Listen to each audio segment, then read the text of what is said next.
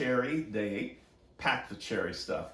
And the reason why I did a big cherry thing is because we went cherry picking last weekend, and we'll talk about that in a minute. But before I do, I'd like to welcome you. And my name's George Geary, and I've been doing these little shows from my home and here in Southern California during our, what are we calling this, quarantine time.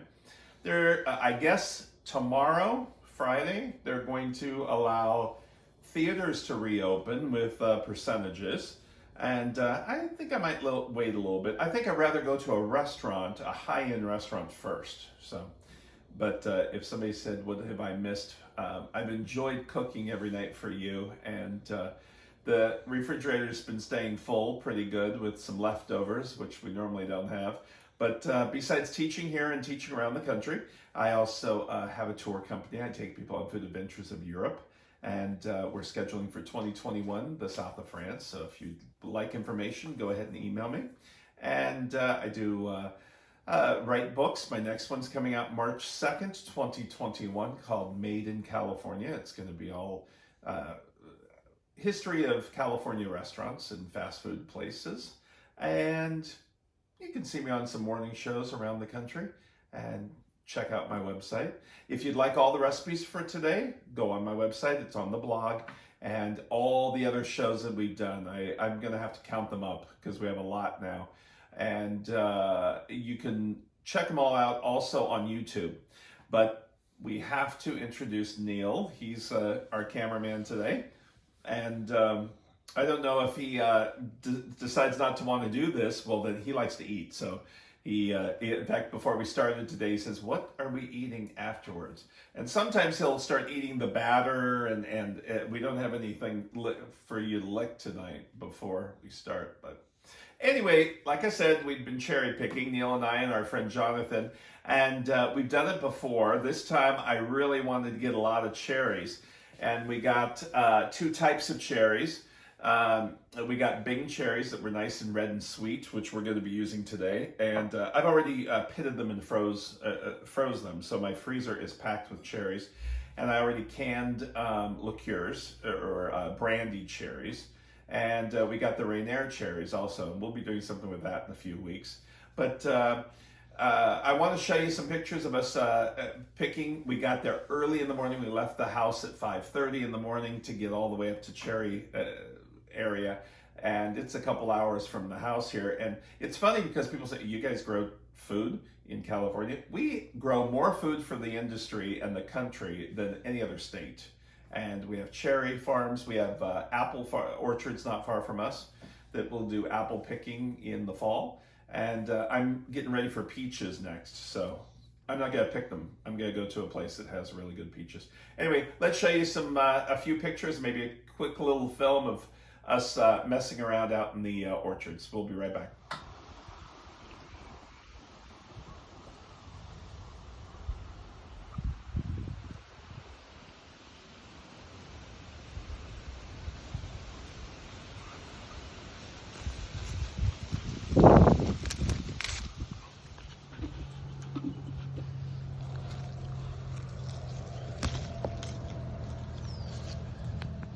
We're out here cherry picking today, like I said. See, look at our big bucket.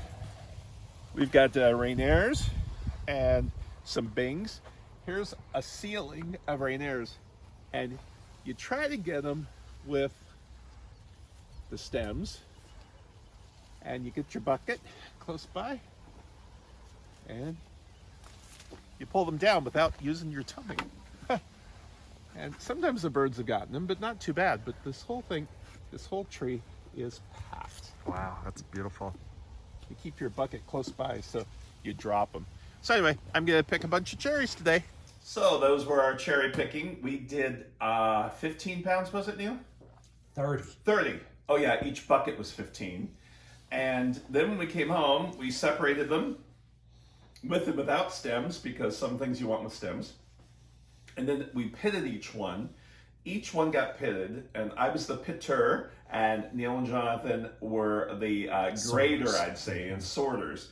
And I took and made 2 jars each of, this is the regular Bing cherries, and then this is the Rainier, which you can see they're a little wider. and easiest pie to make this. And this turns into brandy cherries. You fill it up tight with the cherries, and then you fill it up with brandy and let them soak for about 3 weeks. And right when you start, you do that to make sure they're all submerged. And that's it. So this just started this week, so I've got about 2 more weeks of these. And then you use them inside drinks and cocktails, and they just have a really great flavor. And I use the ones with the stems, so I make sure. But before we pitted and everything, I filled my huge wash basin of with cold water, and all of the dirt falls and all the leaves and stuff come to the top, and I skim those off. And every few minutes I'd fill it back up with water so they would float. So that's kind of how we did the cherries. All right, now I put them in Ziploc bags. What are those called? Takes the air out. Sealing bag. Seal-a-meal. Yeah. Seal-a-meal I use that, and I do it with those vacuum ribs. sealed. The other night when we did the ribs, I bought 3 packages, but I only used 1. Well, I vacuum pack 2 and throw them in the freezer. So that's what I do. So that's what I did with this, and then I thawed them out this morning because I wanted the juice. We're going to make first, well, we've got 3 things today. We've got Bing Cherry thumbprint cookies, which are really good, and we don't want the stems in that. We're going to do the cookies, and then kind of a jelly sauce. Then we have a cherry lemonade with fresh cherries. And then our third thing will be cherry chocolate scones with chocolate chunks in it. And that's really good. So we're going to make our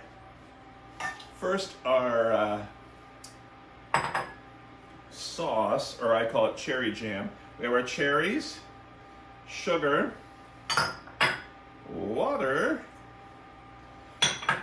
lemon juice, just a little bit of that bite of lemon juice, and lemon zest. And then Neil's got to do a close-up of this so you can see the pan. And we're just going to warm that up, and we're going to be cooking that, and we're going to be doing that for a few minutes. About 10 minutes, and we'll soften the cherries. Now we don't want to break the cherries down too much, because if we break the cherries down, we want 1 cherry per cookie is what we're going to go for. So we're going to and cherries have natural pectin just like apples and everything else does. So we don't have to add any pectin to this, but we're going to let that cook. And meanwhile, the lemon. Meanwhile, we're going to make our little cookies, our butter cookies, the cookie dough. Simple cookie recipe that you can use for anything, really. We've got all butter, flour, egg, sugar, and a little bit of vanilla. So we're going to take our butter. Come on. One didn't want to go. And we're going to mix that. The other day I was using this same mixer, and somebody said, "Don't you use the big mixer anymore?" Well, I do. It's in the corner, and I don't really need it right this minute. This is a small batch that I'm making, and I can do this and talk to you at the same time. Then we put our sugar in. So we cream the butter. The best is everything room temperature. It blends up quicker and easier and faster. And then I'm watching those berries. Make sure it doesn't. And then our 1 egg. I don't want the berries to start boiling away. And we're going to put the flour in and our 1 teaspoon of vanilla extract. If you want, you can also use almond extract. Almond and cherries go together a lot, so I'm sticking with the vanilla on this one. And now yesterday we did those raspberry scones, shortcakes with raspberry sauce and a berry cherry sauce. Well, last night I had a little bit left over, and I had some heavy cream that was going to go out of date. So remember our ice cream about 3 weeks ago? Let me show you what I did. I'm so proud of myself when I redo stuff. Remember our base for our ice cream that we do? After I did the base, I made that, and then I took my cherry sauce that's in the base right now, and this is an all raspberry, and I was going to freeze these in the ice cream maker later tonight. So we'll have a berry cherry and a raspberry. Oh, Neil's excited. So anyway, let's put the flour in. So I kind of like when you make something and you've got different multi-uses for it. Like I said, that raspberry sauce is really good with ice cream too. So this I'll do the ice cream maker. It's funny, the first week we started doing these shows, we had ordered a new refrigerator. And then a bunch of you asked afterwards, how do you like your refrigerator? Which model did you get? And years ago, there was one of my students from Dayton, Ohio came out. And we weren't living here, we were in an apartment. He thought, he came in and looked at the pans I use. He was like, do you use glass? Because you say to use the metal pans when you're baking, and that's what I use pretty much. And he wanted to make sure I say what I did, or I do what I say. The reason why I use glass on this, we don't use glass in bakeries, but so you can see in it. And that's what we do on the morning shows. We use pretty much all glass so you can see inside things, and it's easier. So I'm just putting a little bit of flour in at a time, or it goes all over the place. Cherries are so good, but it is probably the #1 fruit that has the smallest lifespan of being able to harvest them. 4 years ago when we went out to the cherry orchard, it took, they were open for almost a month. Last year, they were open 4 days. So you just never know. And we really planned this year, and we knew we'd go out, and they tell you the day before if they're going to be open that week. So no, you can't have any. Okay, we're going to check this out. And Neil, do you want to come close to this and see what it's doing? We're only about 4 or 5 minutes. We need to go 10.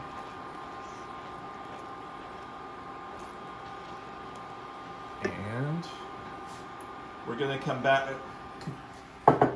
Our dough is nice and thick. And so what I'm going to do with the dough now is, if it's refrigerated, it'll work easier for us. So what I'll do is I'll refrigerate this for a few minutes, and I'm going to use a number 60 or number 70, 60 scoop, just so I have the same.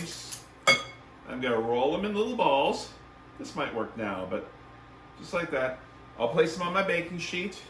I'm going to take my thumb, go like that.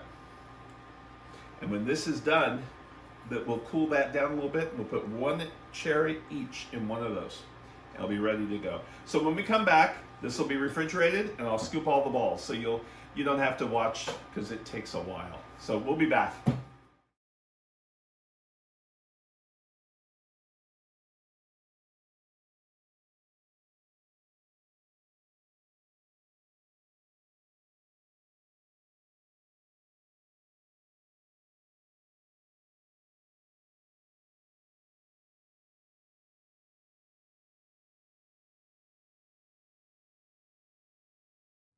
Isn't that a lot of fun watching me work so fast? Anyway, here's 20 of the cookies. It makes about 35, 36. And we'll put these in the oven at 350, and we'll come back when they're done. And this syrup will harden up a little bit like jelly after a while. So I'm using it while it's hot. So we'll be right back. Okay, our cookies are in the oven, and now we're going to do some scones. Scones are probably the most foolproof type of breakfast bread you can do. The way you can mess them up is cooking them too long and they become pucks. So Star Blair has these scones and they taste pretty dry. Over in Europe, they do scones and they are dry because they put clotted cream with it, they put lemon curd, things like that. Here, we pack it all in one. So I'm going to show you my way of doing scones. We've got cherry chocolate chunk, and we're using the same type of cherries, and we've got a lot of liquid. So what I'll do is I'll pour the liquid off and then chop them up, and then hopefully we don't have any liquid left. If you know the technique of making a pie crust, it's the same technique, but your ratio of dry versus the fat is a lot different, so you don't really have to worry as much. I still use a blending fork. Here I've got all-purpose flour, cocoa powder, and salt, and some sugar and baking powder. The other thing that's great about scones, they bake within 20 minutes. So you can take all your dry ingredients and blend it all up. This is what I did with biscuits the other morning, is I took all my dry ingredients, blended it up, put all the wet ingredients and put it in the fridge, and then I blended it in the morning, threw them together, and they were biscuits within 20 minutes. Same thing with these. So you just blend that all up. Now we're using shortening. The fat in this shortening works better for this recipe. You can use butter, but it doesn't change the texture or flavor a whole lot because our flavor is coming from our chocolate and our cherries. So if you have shortening, go ahead and use it. It's not going to hurt. If you only have butter, go ahead and use it. Do not use butter flavored Crisco. That stuff shouldn't be on the market. It's horrible.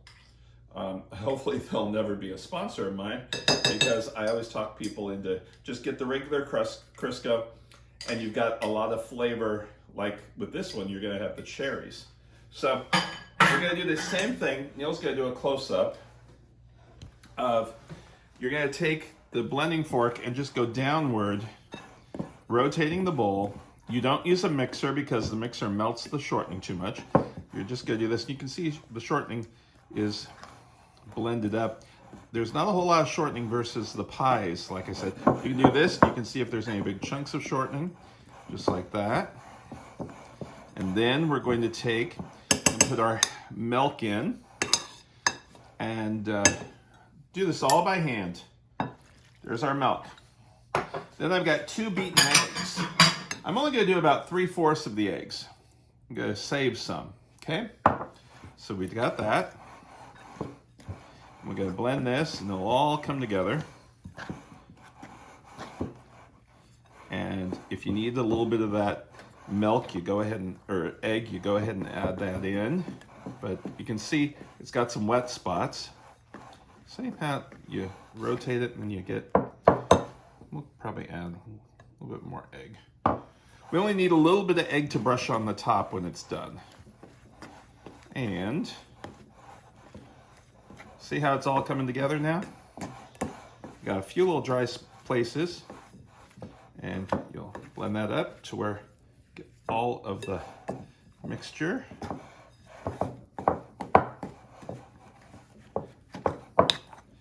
And then we are going to add our cherries. Now, it's a little messy, but that's how you do it. Now we're going to take our cherries and we're going to chop them up, and you're going to try to do this without getting too much juice. All that juice, pour out. Keep that little bit of egg. You can chop the cherries into halves. This way you also see if Neil missed any of the pits, because he missed pits. What was it you were eating last night? You said, whoop, I got a pit. What did I make with cherries? Oh, the cherry filling. Berry cherry filling. And you took a bite. I've eaten so much I can't remember everything. So there's our cherries. Now you can see the moisture in the cherries, which is fine. This looks dry, but you're okay.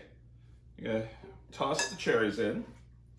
Now you have a choice here. You're gonna take the chocolate chunks, put it in now, or wait and put it all on top. I think I will wait because I'm gonna blend this up with my hands, making sure the cherries are all in the scones. And I'm not, any cherries that are kind of left over in the bowl, I will press into the dough. But now it's perfect. So now what you do is you get your baking pan. See how we have our baking pan and our paper? Just like that. You're gonna place this on the bake like that. Any of these cherries left over, you'll pop these on top. Just like that. Looks like a mess. Mud pies. I was gonna say mud pie. Kids would love this. You're gonna do a circle as best you can. Kind of press it out. Free form. Keep about a 9 to a 10-inch circle.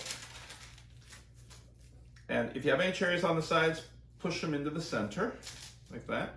That looks good. Just like that. And make sure it's about even. If it's a little thin on one side. Now you're gonna take, wash your hands, you're gonna take those chunks of chocolate and put those on top. Now, chocolate chunks, you can use chocolate chips, but you know what I buy is See's Candy in California. They have chocolate chunks that are all abnormal looking, so I think those are kind of cool. So place those in, just like that. And now, you have to cut them. You're gonna cut them before you bake them. Before I cut them, I'm gonna take that little bit of egg I have left over and brush a little bit on top. This really doesn't change it too much versus the a lighter scone. Chocolate scones, they kind of stay the same color, but the lighter one's kind of golden brown. Then I'm gonna take some sparkling sugar or some sparkling sugar. Sometimes they call it white crystal sugar. I'm gonna crystallize the top. Isn't that pretty? And then, see how I did that? Now before I put it on the pan, I'm gonna cut it. We use a pizza wheel because a knife will rip it. And a pizza wheel, the blade keeps going circular. So you're gonna do it in half. And you're gonna go in half again. So now we've got 4 pieces. And now each quarter, are we gonna have 12 slices or 16 slices? If we do 12, you'll just do 3 on each of these. Now there are chocolate chunks that will get in the way, don't worry about this. Technically, it cuts all the way to the bottom, but you have to cut them again once they come out of the oven. Because it helps you know where all the pieces are. Then you place it on your baking pan, and we're ready to put it in the oven. But the oven, it is a high temperature. I think it's 450 for 15 minutes or 12 minutes. Let's just make sure. Yeah, it's 450 for 12 minutes. So what happens is, if it's not a hot temperature, it doesn't rise fast enough with that baking powder, and it just pops it up. So we'll put that in the oven, and we'll be back with our cookies and this. And next, I'll look and see, cookies have some more time. So maybe we'll make our lemonade next. Let's do our lemonade next. We'll be right back. Okay, we've got fresh cherry lemonade, and there's something about the fresh cherries and the lemon together tastes so good. What I'm doing right now is just smashing the cherries a little bit before I start cooking them. I see 2 pits. But it's okay if the pits are in these because we are going to boil them and then we're going to strain it. And we've got water and sugar. Now, if you've ever made iced tea, as a kid, my mom would drink iced tea, and I'm doing a half batch too, because I only need 2 glasses. She would make iced tea, and I remember she'd take regular granulated sugar and put it into our iced tea with an iced tea spoon. Remember, iced tea spoons were longer, and she'd stir it. But the sugar would always be at the bottom, but she'd stir it every time she'd take a drink. Well, you need to make a simple syrup. And what that is equal amounts of sugar and water, bring it to a boil, turn it off, and then it's ready to go. So that's what I'm doing here right now, is I'm doing a simple syrup. As soon as that comes to a boil, which Won't take long. And the sugar dissolves. I'll add the cherries into it. Now, the cherries, I'm going to get rid of that one pit I see right there. Neil. You got to blame Jonathan for that one? That must have been John. Okay, now is this one you? There's two That must be pits. mine. That was yours. So we'll put them back in here with the water and the sugar and bring it back to a boil. As soon as it comes to a boil, I'm going to press it through here. And then we have fresh lemon juice, and we have cold water, and then we have our ice cubes and everything ready to go. So at first you think, this is a hassle for lemonade, but once you taste it, and you can make this adult by just adding 2 ounces, 1.5 to 2 ounces of vodka into the drink beforehand. You put the vodka in now, then you pour everything else. So it's a boil right now, and all that juice and everything goes in, and it breaks down the berries a little bit more. And if you want it really broken down, you can take and smash that. In fact, I did garlic mashed potatoes one day, and I don't use this potato masher for potatoes. I use it for a regular smashed fruit. Now we get our glasses ready. I'll take a cherry from the ones that I was cooking, just put a couple in there on top, and a mint leaves. Presentation is the whole idea here. You can take a little small piece of lemon if you want to get crazy, but we're getting ready for as soon as it comes to a boil, which means the berries are cherries are ready to go. You can do the same thing with raspberries if you want, or with strawberries. Make a strawberry lemonade. And I'm doing the glass so you can see it better. Boil. Whenever you stand there and wait, it doesn't boil. Boil.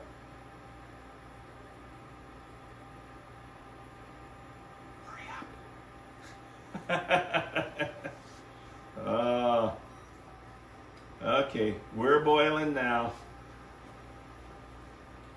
So now let me show you the look of this.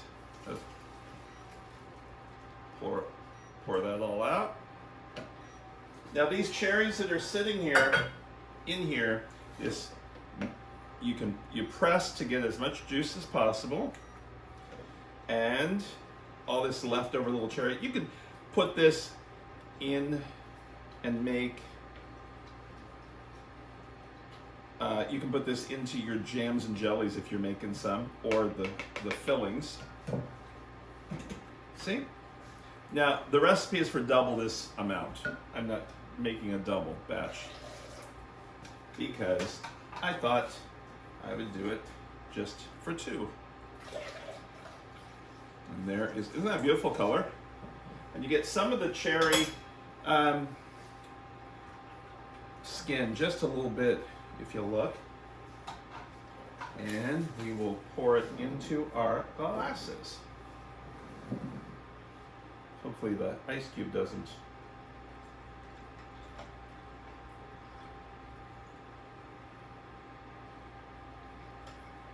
Isn't that pretty?